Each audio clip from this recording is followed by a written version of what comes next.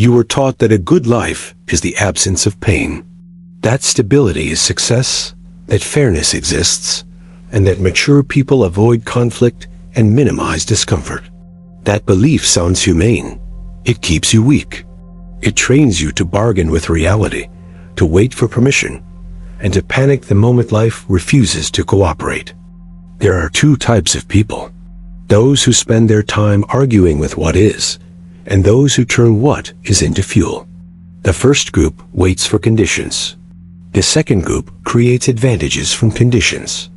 Most people never cross that line because they cling to a comforting story about control. They believe they can manage their environment well enough to avoid humiliation, stress, and loss. They spend their life installing safety rails inside a world that does not care. Nietzsche chalked this out with an idea you were never meant to internalize. It is simple to say and hard to live. Love your fate. Not tolerate it, not endure it, love it. Treat everything that happens as something you chose. Push it further. Ask yourself a single question that cuts through excuses. If you had to live this exact moment over again for eternity, would you say yes to it as it is, and act in a way that you could affirm forever? That is the thought experiment of eternal recurrence. It is not theology. It is a filter. It forces you to stop whining and choose a stance. Why is this dangerous? Because if you learn to affirm reality instead of resisting it, the usual levers stop working on you. Threats, shame, and inconvenience lose their grip. People can punish your circumstances. They cannot punish your stance. When you love what happens, you become antifragile in the most direct sense. Disorder becomes a marginal benefit. You do not need the world to be fair. You only need it to be real. This is not poetry. It is neurobiology and behavior. Under stress, your amygdala fires and your body prepares to fight, flee, or freeze. That signal is normal. What happens next depends on your interpretation. Cognitive reappraisal recruits your prefrontal cortex to assign new meaning to the same stimulus. If you decide that difficulty is chosen, the amygdala response decays faster. You conserve energy. You act with precision instead of panic. Your dopamine system adjusts to reward progress rather than comfort. In reinforcement learning terms, you reset your baseline so that challenge produces healthy prediction errors. Your brain begins to expect effort and to value it. That is how you install resilience. Contrast this with the average person.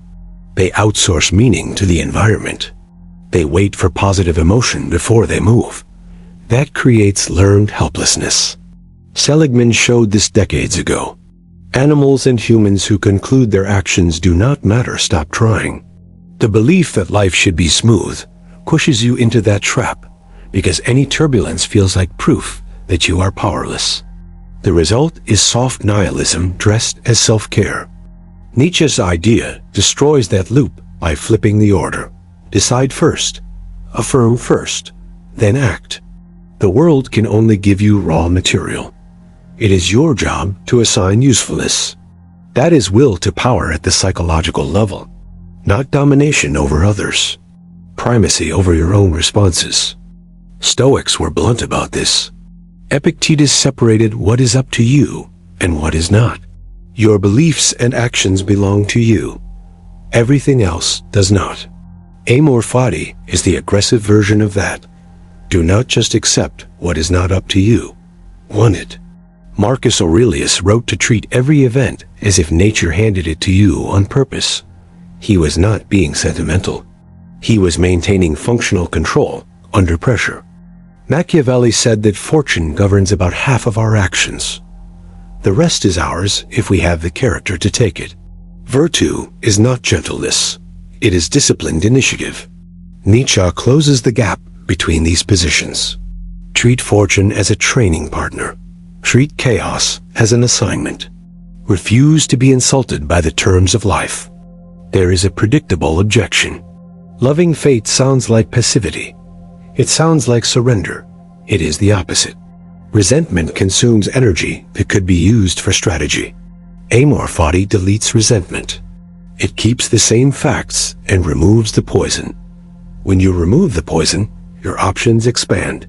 You do not become tolerant of abuse. You become intolerant of wasted motion. You accept the event, and you convert it into a move.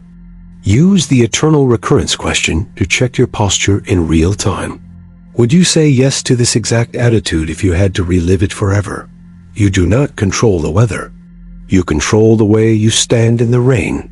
If the answer is no, fix your stance now. Do not wait until the conditions feel better. Half of life is external. All of your honor is internal. Two identities form from this choice. The first sees discomfort as an invasion and negotiates with it. The second sees discomfort as information and recruits it. The first flinches and builds a case for delay. The second acts and builds capacity. Capacity is what remains when circumstances change. It is the only stable advantage because it moves with you. Evolution selects for organisms that adapt instead of complain. Pain is a signal. It flags an error or a boundary. Interpreting that signal as an ally creates durable competence. Interpreting it as an insult creates fragility. Modern culture trains interpretation, not adaptation. It sells you validation and calls it healing. It sells you outrage and calls it moral clarity. Outrage is a sugar high. It feels powerful and fixes nothing. Validation is a warm bath. It softens you. Amor fati is cold water to the face. It wakes you up and puts your hands on the controls that are actually yours. There is another layer. Social control often operates through expectation, shame, and promise of relief. If you fear embarrassment more than you love reality, you are easy to steer. You will overvalue approval and underprice your own standards. Nietzsche's affirmation cuts that leash. If you can look at a loss, a bad day, or a public mistake and say, yes, I will carry this and I will use it, then threats shrink. People may still dislike you. They will find you hard to move. That is what untouchable looks like in practice. Not invincible, not immune to pain. Immune to manipulation through pain. There is a cost. When you refuse to play the usual emotional games, you create distance. Those who depend on mutual fragility will call you cold. They will project malice onto your calm. Learn to carry that. This is the quiet price of strength. Marcus understood it. Nietzsche expected it. Machiavelli assumed it. The goal is not cruelty. The goal is sovereignty. Make the distinction clear in your own head. Amor fati is not masochism. It is not seeking harm. It is not staying in toxic situations to prove a point. It is the opposite of denial. You see the cut. You stop the bleeding. You do not add a narrative about how it should not have happened. You do not build an identity around injury. You integrate the lesson and move. The fastest way to misapply this idea is to confuse feeling nothing with mastery. A flat affect is not strength. Numbness is not control. The nervous system that feels fully and still acts cleanly is the target. You want high sensitivity paired with high agency. Think of a surgeon. Clear eyes, steady hands. No denial of risk. Full acceptance of responsibility. Here is how the mechanism locks in. When you treat events as chosen, your brain reduces prediction error around hardship. You stop being surprised by effort. That reduces cortisol spikes and rumination. It frees up cognitive bandwidth for analysis and planning. Your standards shift from easy and pleasant to aligned and necessary. Over time, you build a reputation with yourself. You trust your own follow-through because it does not depend on mood. That self-trust is rare. It is attractive. It makes alliances stronger and threats less credible. Some practical realities. You will still feel fear. You will still feel anger. You are an animal with a nervous system that evolved to keep you alive. Do not fight that. Use it. Fear points to what you value. Anger points to violated boundaries. Amor fati lets you convert those signals into action without turning them into stories that run your life. The line is simple. Feel it fully. Decide consciously. Move. Put this against the eternal recurrence test again. If you had to live with your default reactions forever, would you accept that loop? If the answer is no, you have work to do. Replace the loop. Write new instructions. When this happens, I do this. Keep it behavioral and specific in your mind. Remove drama. Insert discipline. That is how you become unremarkable on the surface and unstoppable over time. There is another layer most people miss. Affirming fate does not kill ambition. It sharpens it. When you stop resenting the present, you finally see it. Only then can you measure it accurately. Accurate measurement is the basis of any effective strategy. People trapped in resentment lie to themselves about where they are. They chase fantasy targets. They avoid honest feedback. They waste years. The one who says yes to reality gets the design from truth. Truth compounds. History respects those who operate this way. Seneca wrote about rehearsing adversity so that it cannot surprise you. This was not superstition. It was training the nervous system to expect friction. Admiral James Stockdale survived captivity by combining brutal acceptance of facts with unbreakable commitment to eventual victory. That paradox is the living form of amor fati. Face reality without sugar. Commit to growth without conditions. The combination produces a mind that is hard to break. Now look at your own micro-behaviors. How often do you negotiate with small discomforts? How often do you let resentment delay simple actions? This is where weakness hides. In the little bargains that seem harmless. 5 minutes here. A small excuse there. They add up. They teach your brain that your standards are optional. Amor fati is not only for tragedy. It is for the mundane, the traffic, the inconvenience, the boring task. Say yes, then do the right thing anyway. The habit is the point. You are installing a new default. At this stage, the room usually splits. Some hear this and feel relief. Finally, a frame that respects their instincts. Others feel threatened. They prefer the story that suffering is proof of injustice and that comfort is the moral reward. If you are in the second group, you will find reasons to dismiss this. You will call it toxic. You will say it is unrealistic.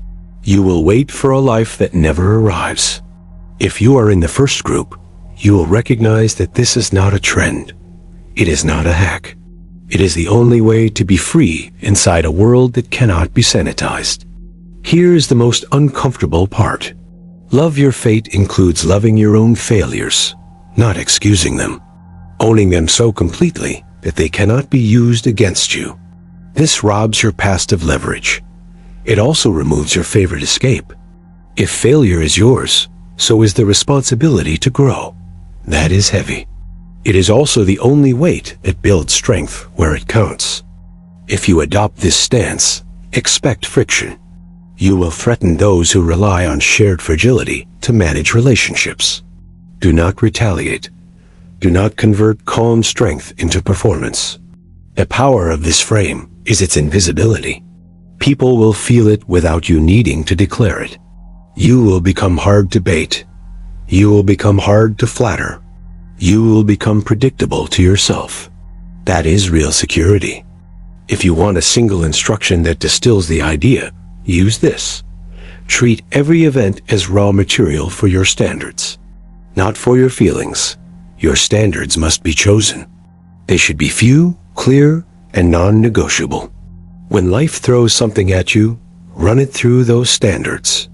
If it violates a standard you can enforce it.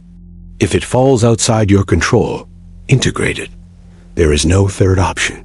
This removes indecision. It removes gossip. It removes theatrical outrage. Most people will never do this. They cannot bear the clarity. They will prefer the noise of constant complaint over the silence of responsibility. That is why this idea is suppressed by culture that sells comfort. If enough people loved their fate, advertising would fail. political outrage would collapse. Many institutions depend on you staying offended and soft. You are not most people. You would not be this far into this message if you were. You want the clean line. You want less noise. You want to be hard to move. Good. Then stop waiting for perfect conditions. Take the next annoyance, the next surprise, the next insult from reality, and say yes, not as a mantra, as a decision. Then move according to your standards. Do it again. That repetition carves a new identity. If you commit to this, expect a quiet shift over the next months. You will notice that setbacks do not consume entire days. You will notice that compliments do not control your pace. You will notice that your goals feel less like fantasy and more like obligations you chose. You will start to respect yourself.